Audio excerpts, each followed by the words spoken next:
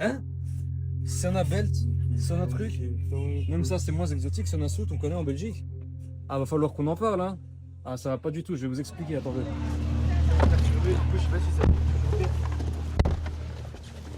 Ça va dit? Bon, on va mettre les choses au clair. Les tenues de sudation et le fait de transpirer ne te font pas maigrir. Si tu transpires beaucoup plus lors de ton entraînement, t'as pas perdu plus de gras. C'était juste de l'eau.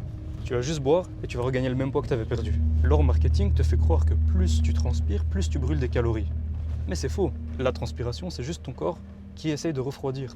Donc ça n'a rien à voir avec la perte de graisse. Tu peux être assis dans le désert en train de transpirer comme un porc. Tu perdras pas plus de gras que quelqu'un qui est assis au frais. C'est clair? Ton corps évapore juste de l'eau. Pas des calories et encore moins de la graisse.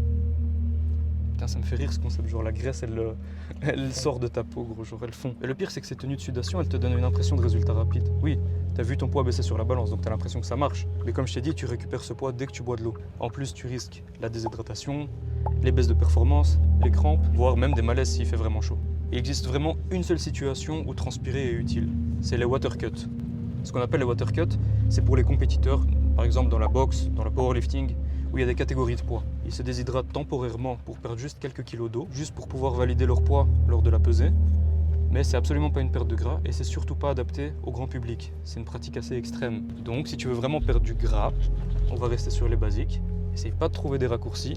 Tu dois contrôler ton alimentation, ton entraînement et être très régulier. Les tenues de sudation, c'est juste du vieux marketing qui pue la transpi.